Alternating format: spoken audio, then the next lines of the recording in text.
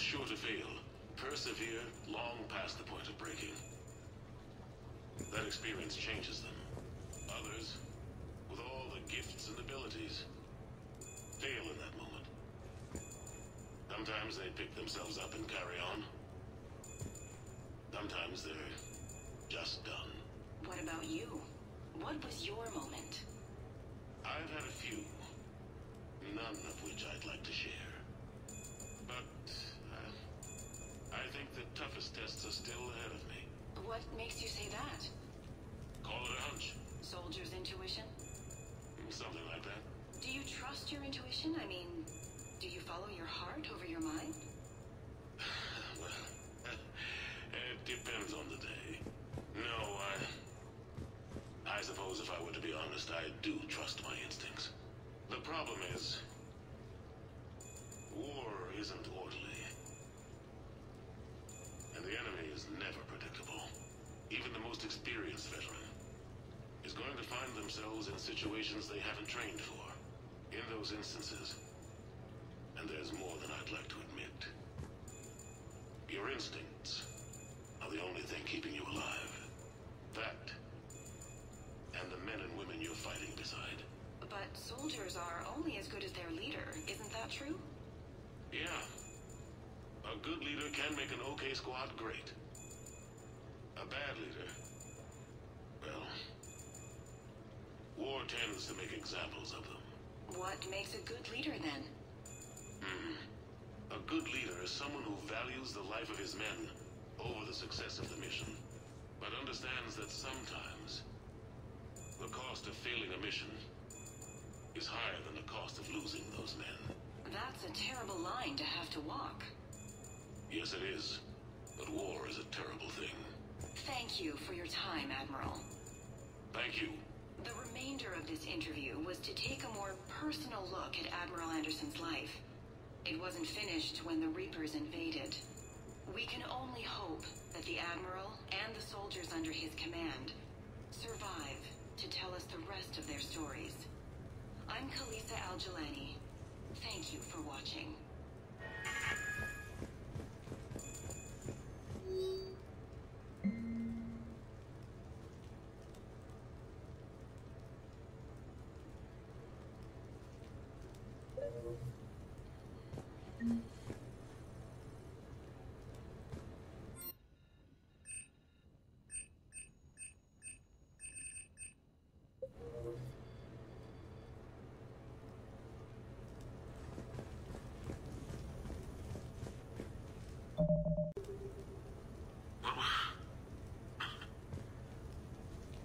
What was I talking about?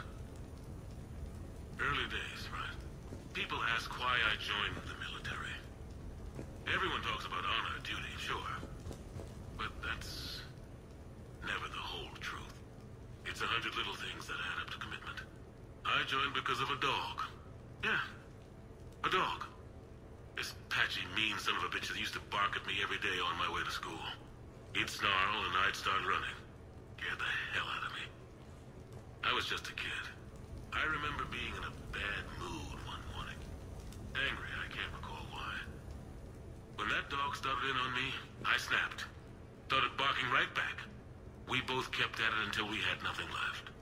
Dog never bothered me again. Why'd I join the military? Sometimes you just gotta howl to make things right.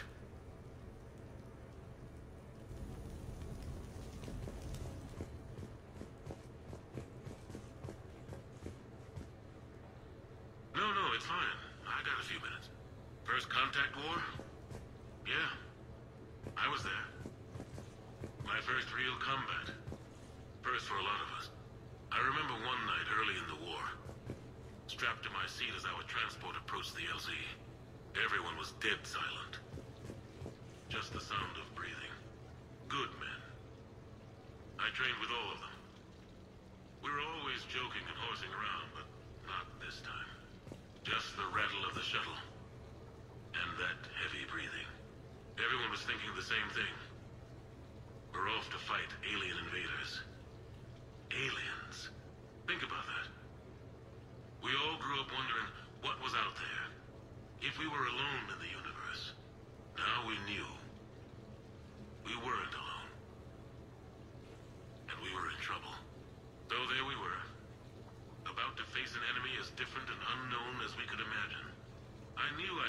say something, keep the men relaxed. So I turned to the soldier beside me, Hendricks, I think, and asked him how his mother was doing. Fine, he said. Why? Because I heard your mama so ugly the Marines thought she was a Turian. Almost shot her. I got a few smiles. Then Hendricks turned to me and said, "Hell, Anderson, I heard it was a picture of your mama that started this goddamn war in the first place. Scared the Turians shitless." Everyone had a good laugh at that. And the boys fought great that night. Sometimes that's all it takes. A joke, a pat on the back. Just a little reminder that everything's gonna be okay.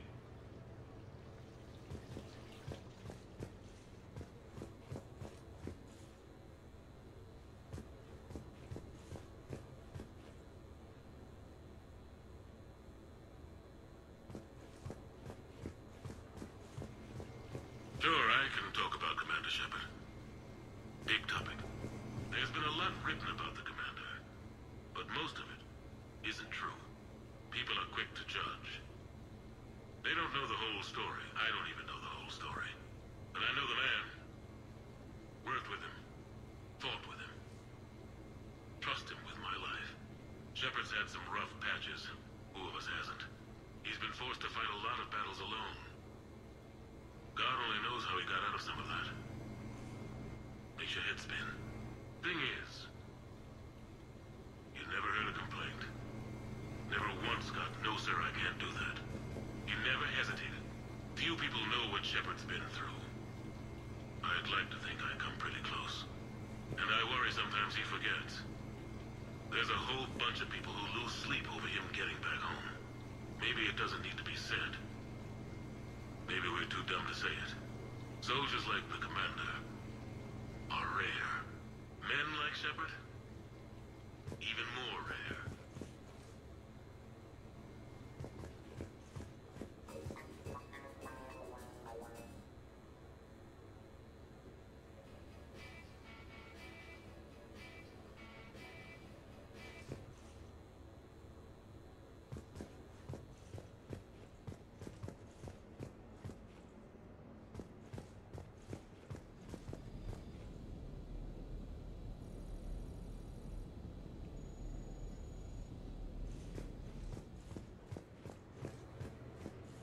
Okay. I have your new questions here. As a leader, do I ever feel that the end justify the means? Spirit of law over word of law.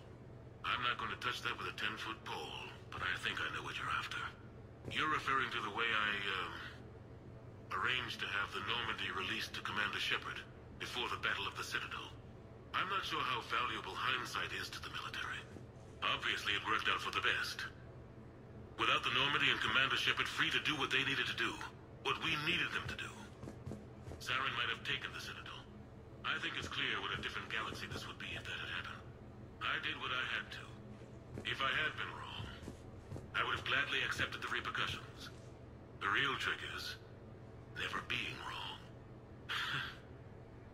If you're looking for more action and less philosophy in these notes, let me know.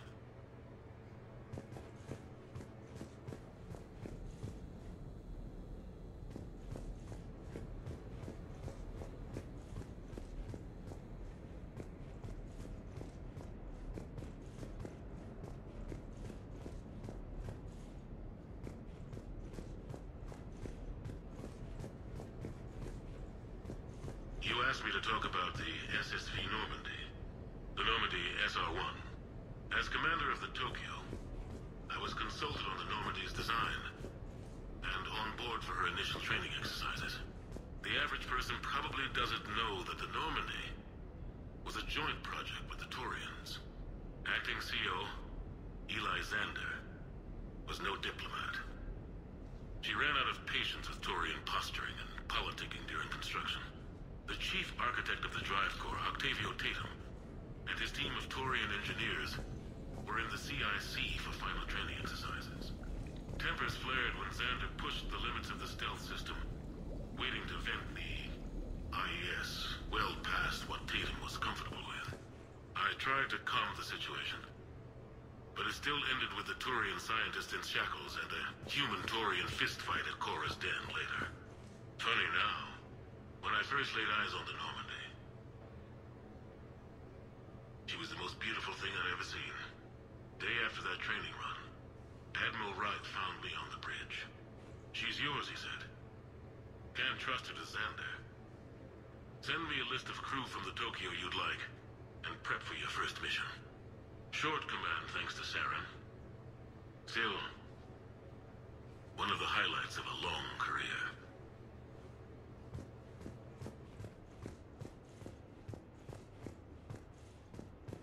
The Turians. Well, I might not always see eye to eye with the politics and the individual, but I have a great respect for the Turian military. Any Alliance soldier lucky enough to take part in their training programs will certainly be better for it. Their precision, skill, and discipline come together in a way that's second to none. Not that I'm faulting our own people or training. It's just that after fighting Taurians in the First Contact War, years later, I had the opportunity to observe and train on Palaven. It was a turning point for me. And I would encourage any soldier to try it. It's a unique experience to put yourself in the squad of a Taurian commander. My commander was an uncompromising bastard named Bartix Oryx. If you can find him, just ask how the platoon I commanded was trounced in his strategy game. Humbling. But I've used what I learned that day many times. The xenophobes will have their say. But I think it's vital that we do more of this kind of cross-species training. There you go. And if you do find General Oryx, let me know. I owe him money.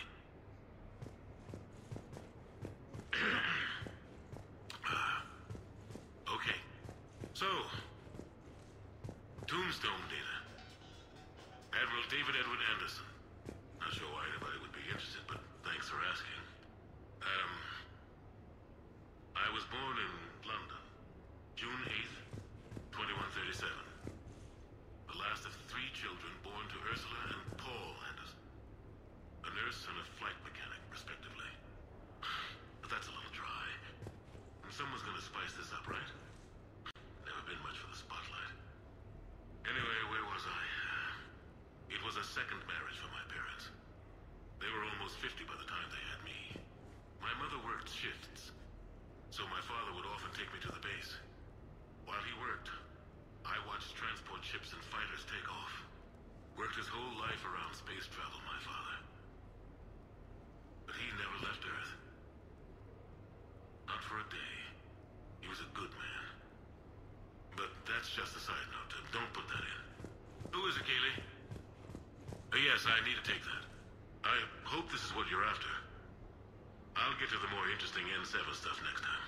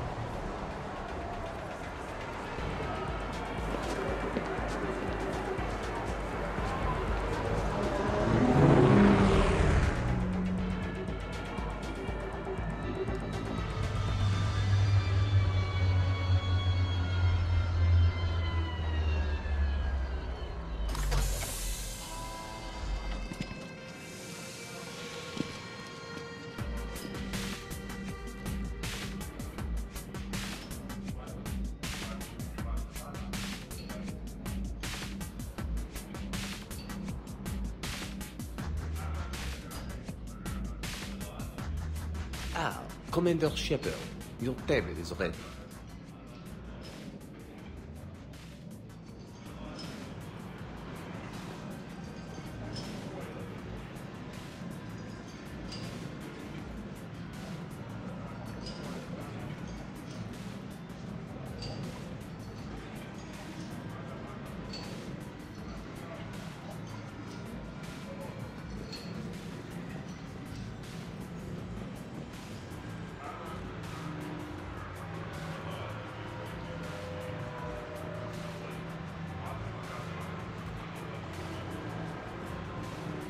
Can I be of assistance, sir? Just looking around. Very good, sir. Enjoy your evening.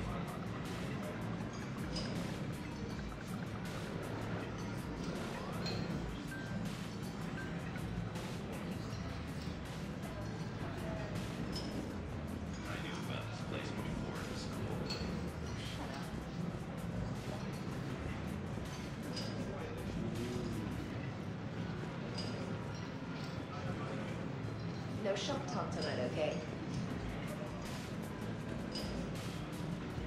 Good evening. Would the gentleman care for a drink? Maybe later. I'm meeting a friend. Very good. Enjoy your evening. Tonight must be perfect. It will be. I can feel it.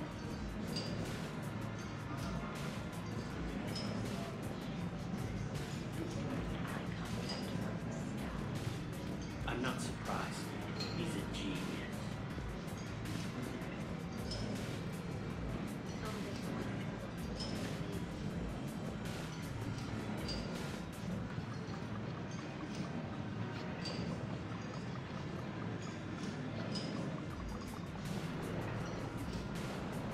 Hey, Shepard, not bad, huh? The sushi place is serious. Like, French guy at the door serious. Only had to save the galaxy twice to get a table here.